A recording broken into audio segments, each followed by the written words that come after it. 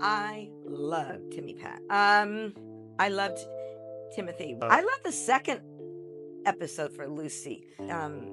Blessed and grateful that the fans brought Lucy back. When Dallas swept across American television in the late 1970s, Charlene Tilton, a 19-year-old girl barely 5 feet tall, suddenly became a household name. As Lucy Ewing, she embodied a mix of allure, rebellion, and innocence. Her on-screen wedding drew more than 65 million viewers, more than the presidential inauguration. The press called her the teen Marilyn Monroe.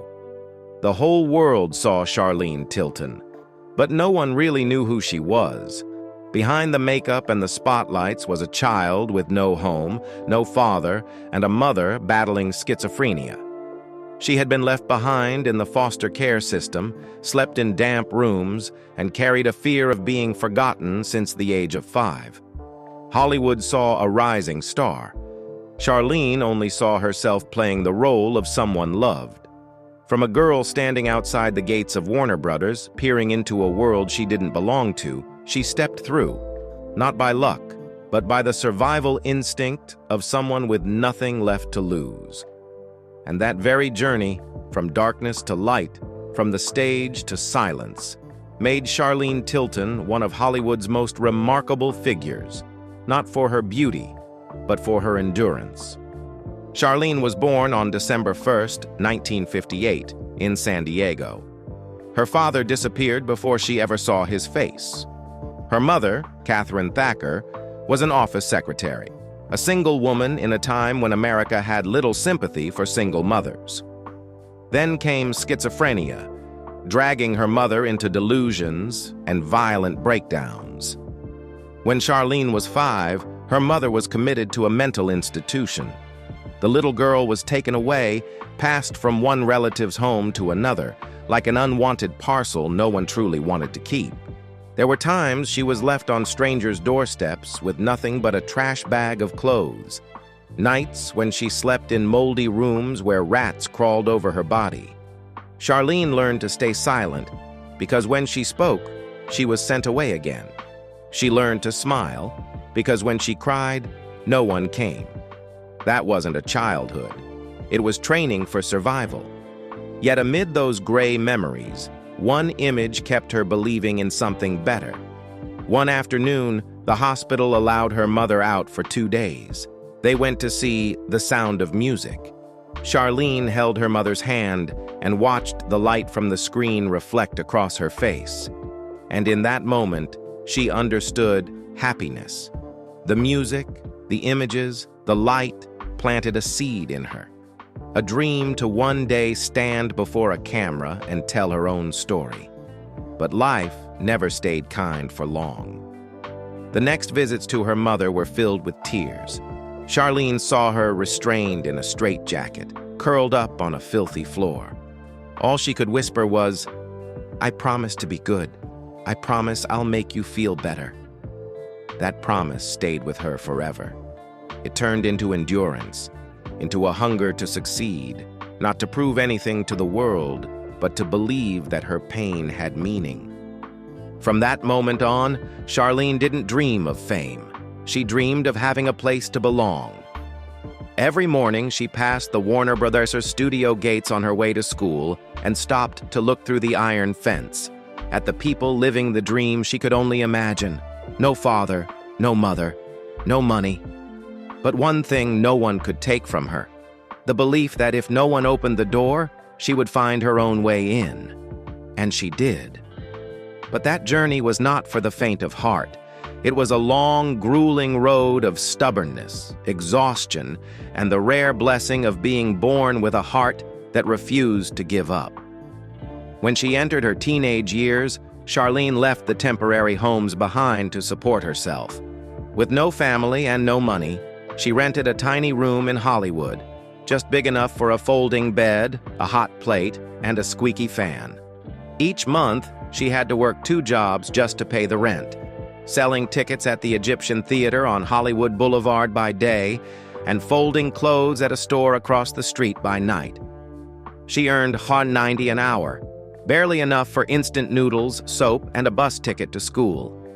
But for Charlene, it was the first taste of freedom in her life. No one could decide her bed, her meals, or her dreams anymore. She enrolled at Hollywood High School, a public school famous for its drama program that had trained names she'd only ever seen in magazines. There, among the worn wooden benches, Charlene practiced lines, learned how to walk on stage, and how to breathe like an actor. No one had ever taught her how to dream, but on that little stage, she was finally allowed to speak the truth without fear of being sent away. The half-finished plays, the laughter mingled with tears. That was the only classroom where Charlene ever felt she belonged. During one of her performances, she caught the eye of Jeff Corey, the man who had once trained Jack Nicholson and James Dean, a master of the kind of acting that couldn't be faked. Corey saw the small girl standing under the stage lights with eyes full of hunger for life and said, "This kid understands pain." He didn't teach her how to act. He taught her how to survive in a world that worships appearances. "Never act to be liked," he told her. "Act so they have no choice but to believe you." Charlene would carry those words with her for the rest of her life. While her classmates were still auditioning for school plays, Charlene was already out there on her own. She went from studio to studio, standing in long lines for hours just to read a few lines of dialogue. Even when no one remembered her name, she kept appearing in brief roles: Happy Days, 8 is Enough, and especially Freaky Friday, 1976, with Jodie Foster, her first real encounter with a movie set's light. With no agent and no connections, Charlene did everything herself. After shooting, she would help clean the set, pack up props, and quietly watch how the senior actors controlled their gaze and breath. One day, while working as a temp assistant for a film crew, she met Larry Hagman, the seasoned star of I Dream of Jeannie. He didn't look at her as a nameless girl clawing her way into Hollywood, but as someone fighting to survive. When she told him people said she was too short to be an actress, Larry just laughed. "This world's full of tall people no one remembers. Make them remember you." That simple line, half joke, half command, became the compass guiding her entire journey. Those years were when Charlene truly learned her craft, not in expensive acting schools or glamorous casting rooms, but behind theater curtains, amid the smell of popcorn and creaking seats. She learned acting the way people learn to live, quietly, persistently, without expecting anyone to notice. From a child left behind in a world that didn't wait for her, Charlene was weaving a small but solid place for herself, one not given, not promised. But she knew that if she kept going, sooner or later, Hollywood would have to turn and look. In 1978, that turning point finally came. A small ad in Dramalogue caught her eye. Warner Brothers was casting for the role of Lucy Ewing, a beautiful, headstrong, rebellious young woman in a new TV series called Dallas. Hundreds of girls auditioned.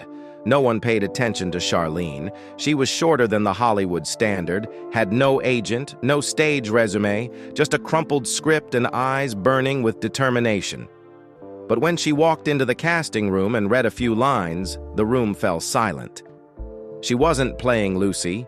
She was Lucy, wounded yet craving love, fragile yet defiant. Right after that audition, Charlene received the phone call she would never forget. "You're Lucy Ewing." She didn't cry. She just stood still in her tiny apartment, looked in the mirror and whispered, "I've crossed the fence." A few months later, Dallas premiered, and the world changed. The show became a global phenomenon, airing in more than 90 countries and redefining American television. Amid the Ewing family's wealth, betrayal, and ambition, Lucy, played by Charlene, was the spark of youth, passion, and raw emotion. She embodied a generation of young viewers searching for their place in an adult world, tender yet hungry to be loved. Within a single season, Charlene Tilton became television's it girl. Her face was everywhere: TV Guide, People, Rolling Stone, that same smile, that same bright gaze. She appeared on national talk shows like The Tonight Show, starring Johnny Carson, and The Merv Griffin Show. Always the small but fearless girl, real and irresistibly endearing. The frenzy peaked in 1981 when Lucy and Mitch's wedding aired. More than 65 million Americans watched, more than the presidential inauguration. People obsessed over the dress, the hair, the smile, and Charlene officially became the symbol of 1980s youth. The girl who once sold movie tickets now had an entire nation pausing to watch her walk down the aisle. The success of Dallas catapulted Charlene to A-list fame overnight. From a girl counting pennies for noodles, she now earned $50,000 per episode, a rare figure for a young actress in the late 70s. For several seasons, Charlene became an indispensable part of the series, a blend of charm, innocence, and wit, exactly the kind of energy Hollywood craved at the time. The media dubbed her, along with Victoria Principal and Linda Gray, the Three Little Women of Dallas, three American icons of early 80s womanhood. If Victoria embodied intelligence, allure, and control, and Linda represented calm, grace, and strength, Charlene was youth and rebellion, the spark of a new generation. Together, they reflected the changing face of American women, bold, independent, and unafraid to claim their own lives. At the same time, Charlene began to expand her artistic horizons. She ventured into music, releasing her debut single Celebs in 1984, a bright, carefree pop song full of youthful optimism. It didn't make waves in the US, but surprisingly charted in Europe, earning her TV performances in the UK and Germany. On stage, she was no longer Lucy Ewing, she was Charlene Tilton herself, radiant, confident, and finally living the moments her childhood had denied her. Charlene's charm soon reached across popular entertainment. In 1981, at the height of Dallas mania, she was invited to host Saturday Night Live, an honor only a few TV stars ever achieved. She appeared in countless music specials, talk shows, and game shows, becoming a familiar face in every prime-time slot. By her 20s, Charlene Tilton had it all: money, fame, and the love of millions. Yet beneath the glittering lights, she began to feel a growing emptiness, one that no stage, no applause could ever fill. Fame came so fast that Charlene barely had time to understand what she was living through. The press adored her, audiences were obsessed, and her pictures were everywhere, from hair salons and grocery stores to billboards on city streets. People called her the teen Marilyn Monroe, a nickname that was both sweet and terrifying. Sweet because it was validation. Hollywood had finally placed her among its icons of beauty, but terrifying because behind that name was a mask. She knew people loved Lucy Ewing, the seductive, rebellious, dangerously charming girl, not Charlene Tilton, the real person. Every time she left the studio and looked in the mirror, she didn't recognize the face staring back.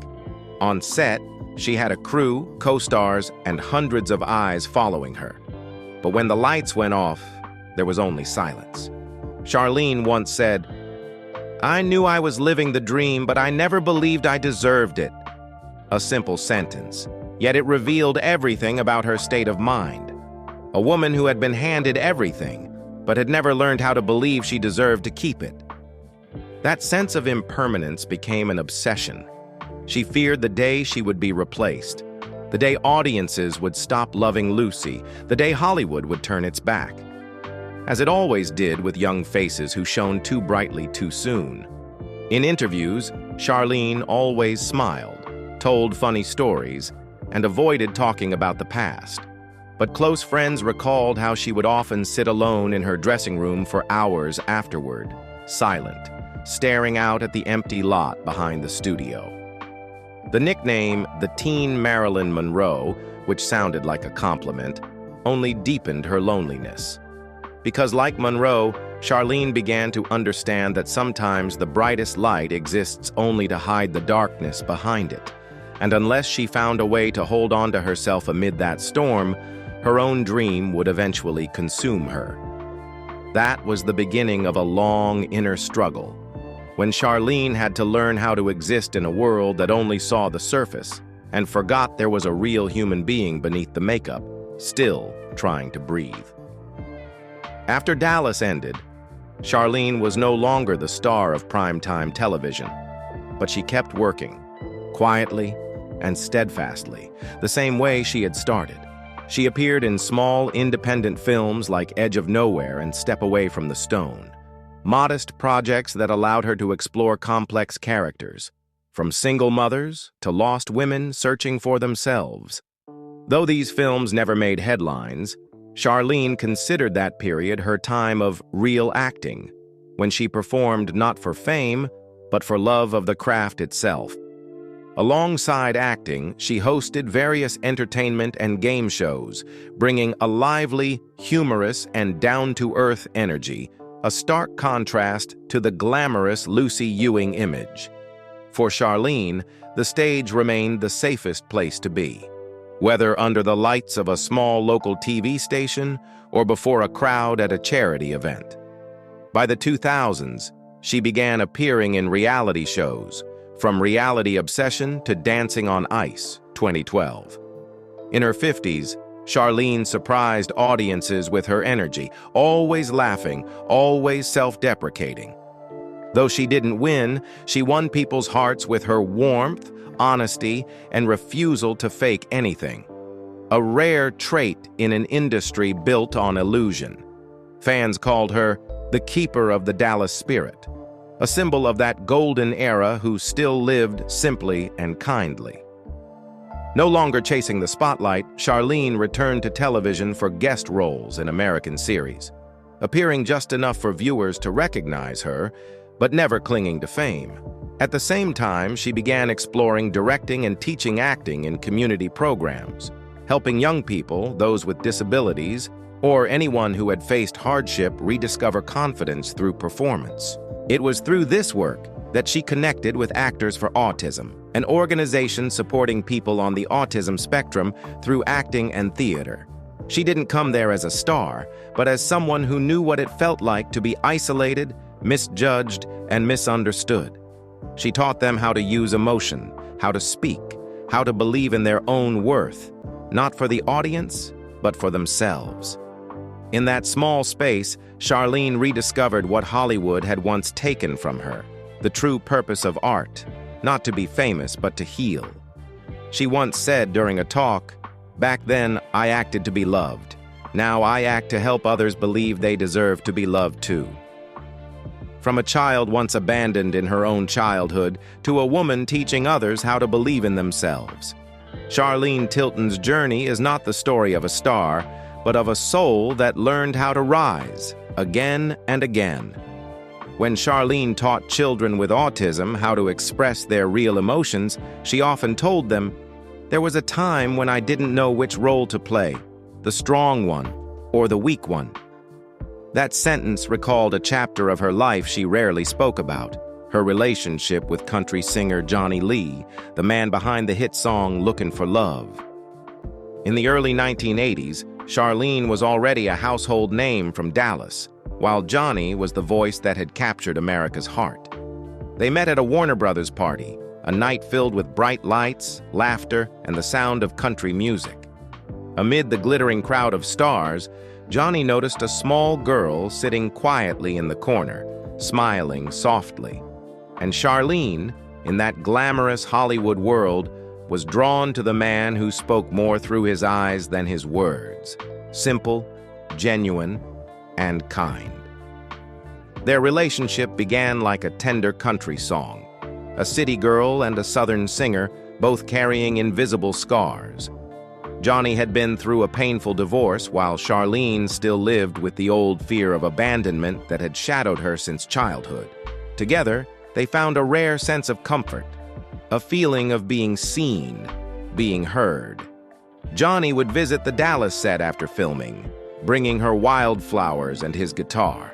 Charlene, in return, would spend hours backstage at his shows, quietly watching him sing.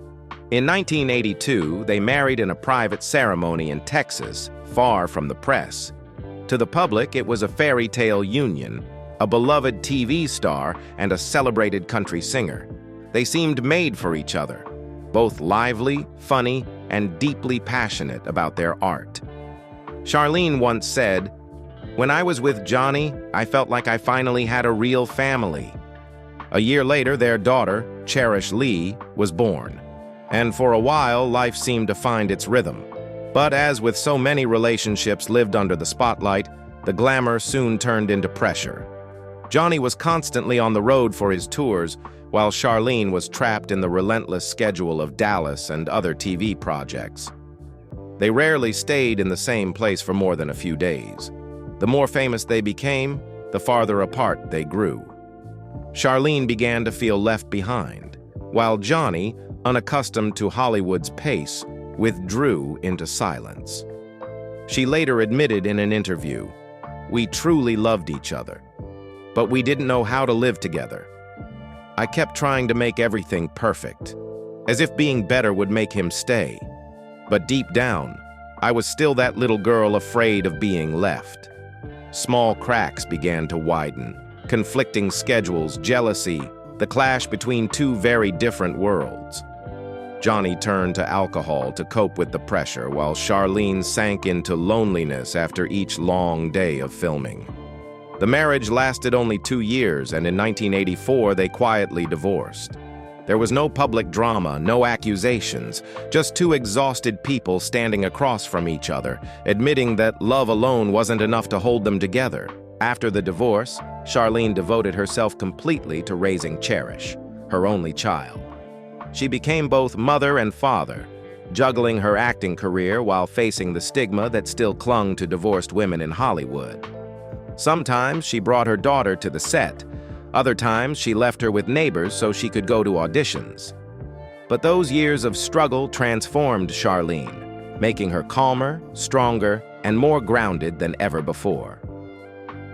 A few years later, Charlene and Johnny reconnected, mostly for their daughter's sake. They never spoke ill of each other in public.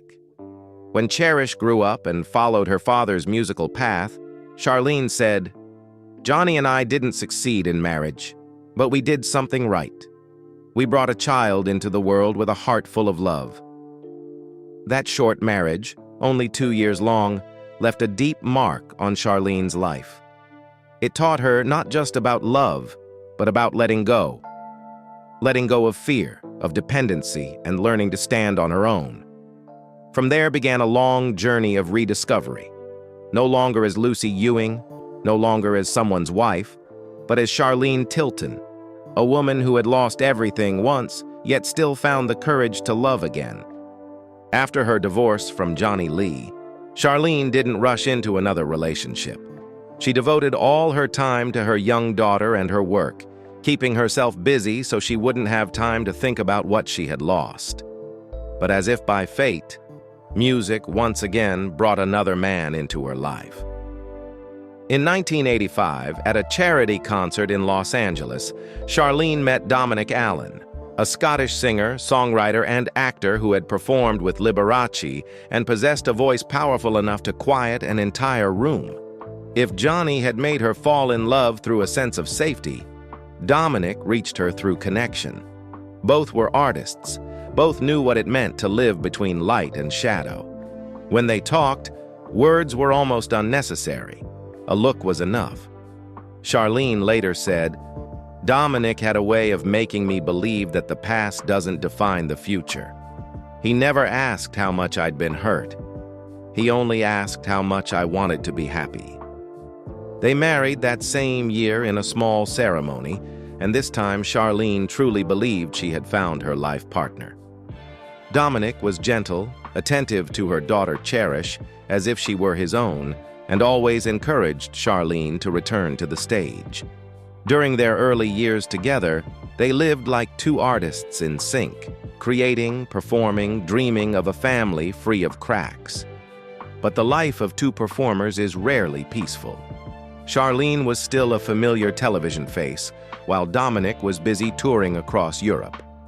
Days apart became weeks, calls grew shorter and promises began to fade.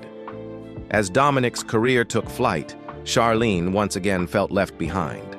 She confided to a friend, "I know he loves me, but I'm still afraid.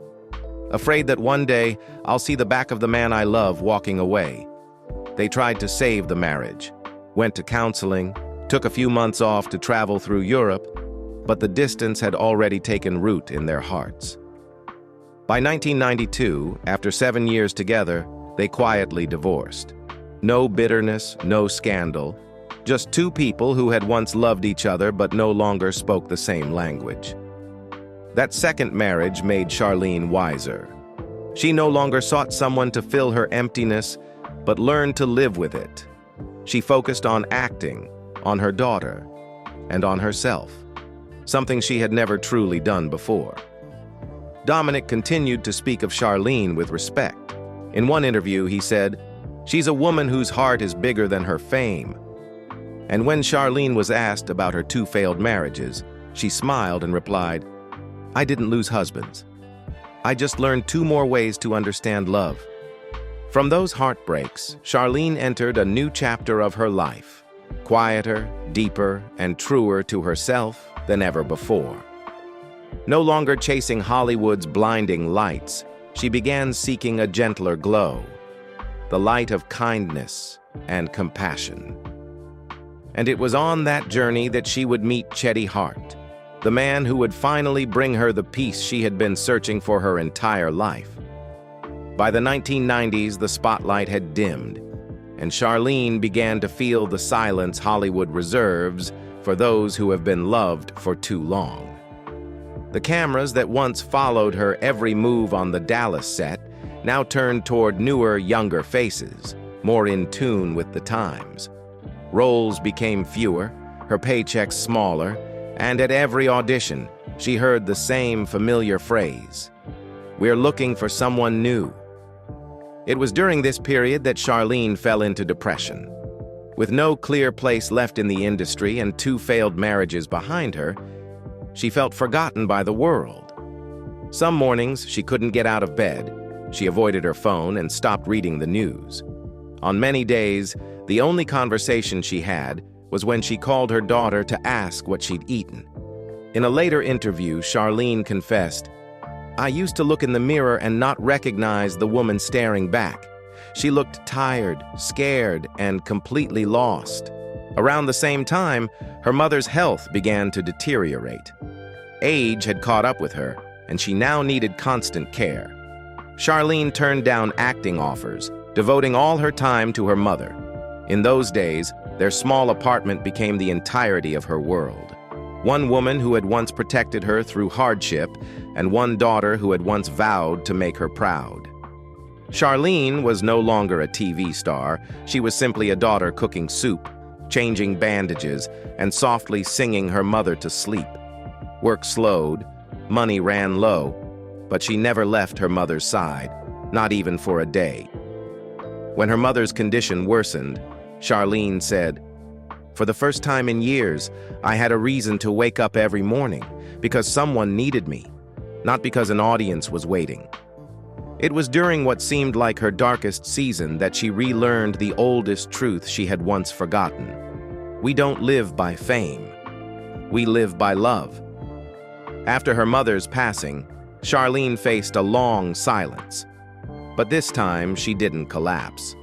She realized the world's quiet was no longer frightening, because she had found the most important sound of all, the beating of her own heart. And when a woman survives everything, she is ready for any new chapter, even one that begins with loss. And indeed, the next chapter of Charlene Tilton's life would not begin with a role, but with a love, the quiet, lasting kind, with Cheddy Hart, the man who would bring her the peace she had spent a lifetime searching for. After years of loneliness and exhaustion, Charlene no longer believed she would ever love again. She spent her days caring for her mother, raising her daughter, and living quietly in Los Angeles. No red carpets, no scandals, no headlines. But in 2001, fate entered her life once more, not with the blinding glare of studio lights, but with the gentle warmth of a sunny morning. His name was Cheddy Hart, a kind, humble cinematographer who loved art the way one loves to breathe. They met on a small production where Charlene was appearing as a guest, and Cheddy was in charge of behind-the-scenes filming. At first, she barely noticed him. Among a crew full of men, he was the quietest one, always standing behind the camera, smiling softly. Yet it was that silence that made her feel safe. After years surrounded by people drawn to her fame, this was the first time someone looked at her as a person, not as a faded star. Their love had no fireworks, no grand declarations. It began with small, tender things: morning coffee, walks along the Santa Monica beach, evenings where Cheddy helped Charlene rehearse lines or simply sat beside her, listening to the wind. He never asked about her past, never mentioned Dallas. He only said one sentence that moved her deeply. "I don't love you because you were Lucy Ewing. I love you because you're a woman who knows how to be real." Over the years, they became a simple, happy couple. They lived in a modest house in Oxnard, California, where Charlene tended her flowers and Cheddy worked on restoring an old wooden boat. They cooked together, laughed often, and sometimes Cheddy would record small moments of their life, not for anyone to see, just to keep. For Charlene, those were the most peaceful years of her life. "I didn't have to act anymore," she said. "I just had to be myself." And that was enough. But as fate had always done, it tested her once again, by taking away what she loved most. In December 2009, Cheddy suddenly died of heart failure at age 54. There had been no warning, no goodbye. That morning, he had smiled and said he was going out to get coffee, and he never came back. Charlene later said she sat beside him for hours, unable to believe it was real.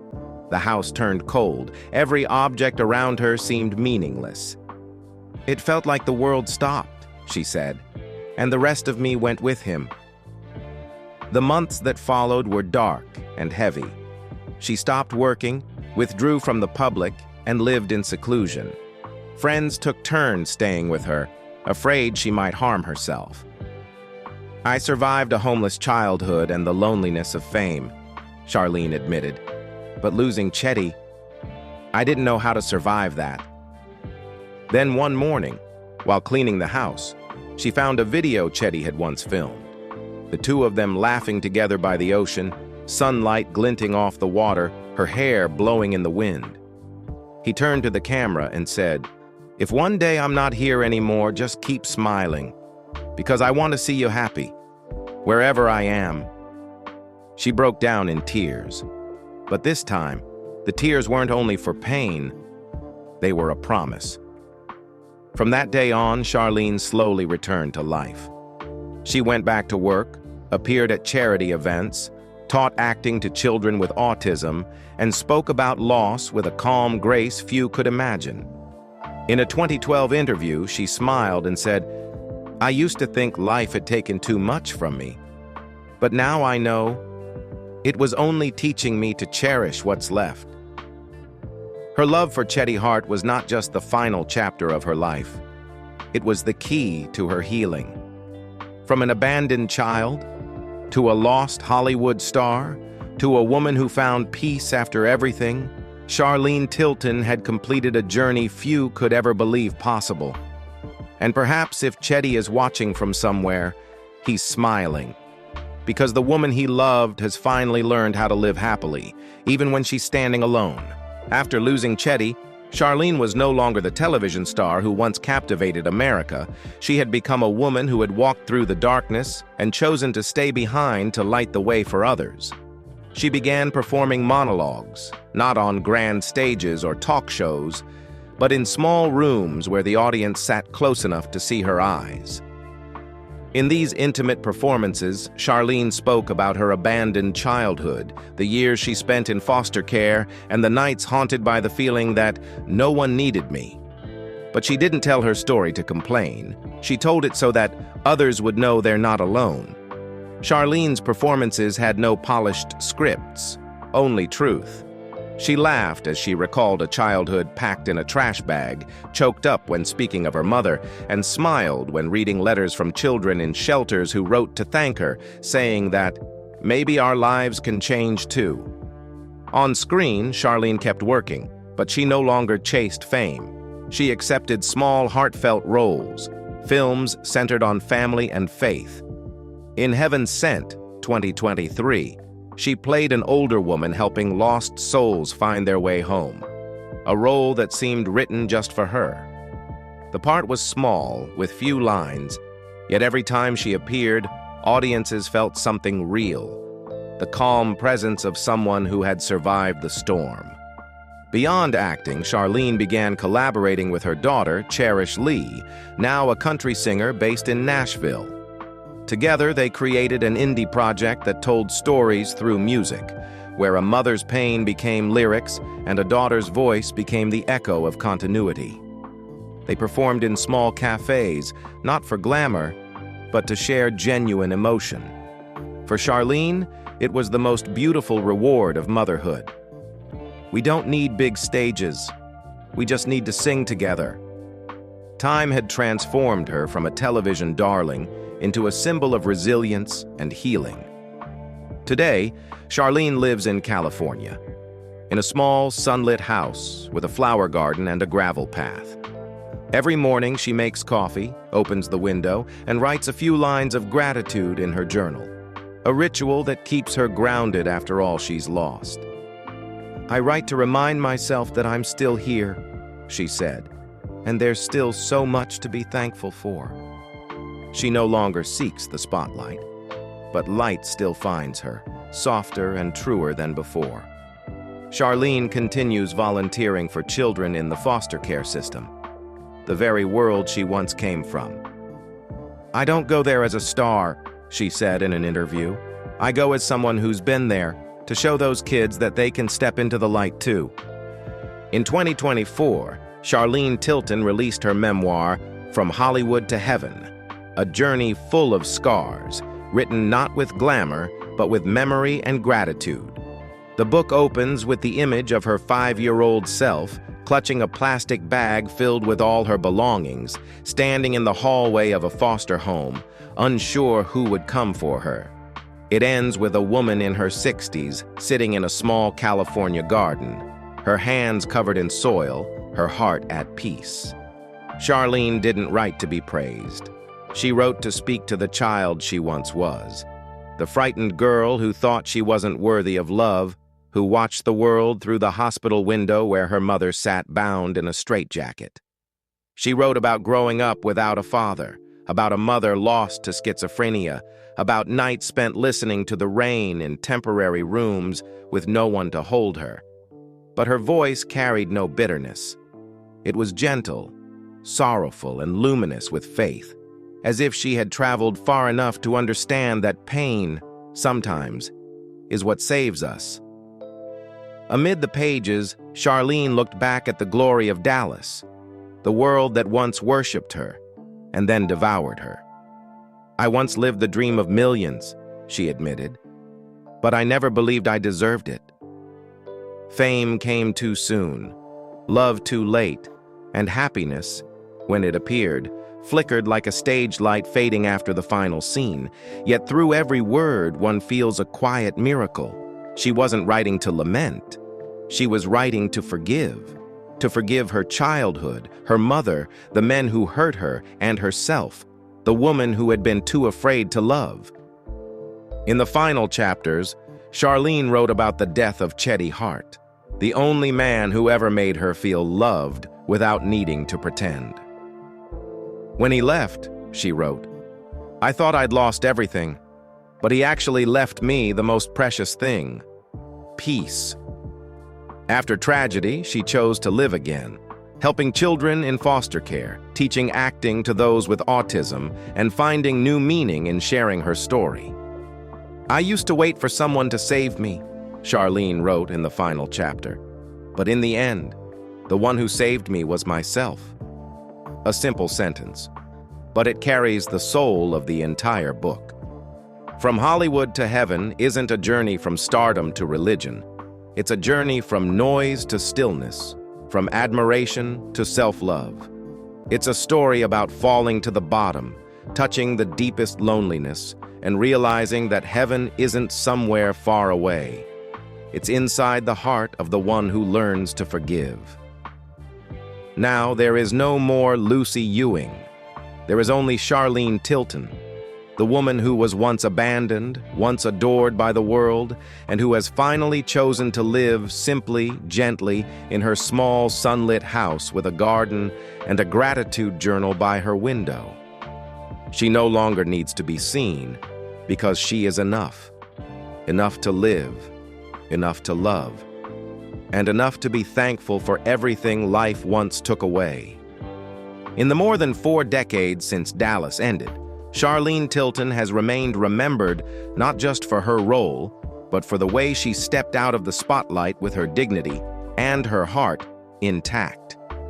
She was never an Oscar-winning actress or a box office star, but she stands as living proof of a kind of strength Hollywood rarely celebrates, the strength of someone who has been forgotten and still chooses to live with grace. To the public, Lucy Ewing was a cultural icon. But to later generations of women, Charlene became a symbol of rebirth. She showed that fame can leave you, but resilience never has to. By sharing her childhood, speaking about loss, and standing tall after heartbreak, Charlene helped pave the way for what we now call healing storytelling, telling one's story not to complain, but to heal. She continues to appear at monologue shows, acting workshops, and community programs, not as a former star, but as someone who knows what darkness feels like and how to help others find their way back to the light. There, Charlene no longer acts. She simply is. And that honesty is what makes people believe in her. Her later roles, small as they may be, sometimes just a few minutes on screen, still carry the weight of experience. When she played the woman helping others reconnect with their loved ones in Heaven Sent, 2023, audiences didn't just see a character, they saw Charlene herself, quiet, grounded, and full of compassion. It's the kind of performance no drama school can teach. Only a life steeped in pain and understanding can create. Today, those who grew up watching Dallas say what remains with them isn't the scandals or the fame, but the warmth they feel whenever they see Charlene smile. She doesn't need to be remembered as the sex symbol of the 1980s, but as the woman who chose to live truthfully in a world built on illusion. Perhaps that is her deepest legacy, a reminder that perseverance, kindness, and self-belief can sometimes shine brighter than any spotlight. Not everyone can step away from the lights and still keep the light in their eyes. Charlene Tilton did. In a world that worships youth and glamour, she chose to live slower, truer, and let kindness speak for her. Maybe that's why those who once watched her on screen now see not just a face, but an entire journey. The story of a woman who learned how to find peace after the storm. Charlene's story is not one of fame or tragedy. It's about how a person can rewrite her fate through quiet determination and faith in goodness. In an age where celebrity can appear and vanish with a single click, her journey feels more meaningful than ever. If you once watched Dallas or are only discovering Charlene Tilton today, take a moment. Ask yourself, what is the one thing in your life that made you stand back up after everything fell apart? Because sometimes, in just a single moment of reflection, we might see ourselves in the same light Charlene left behind. Share your thoughts below about memories, resilience, or the small thing that makes you believe you can begin again. Because stories like hers are often how we keep alive the very goodness she believed in.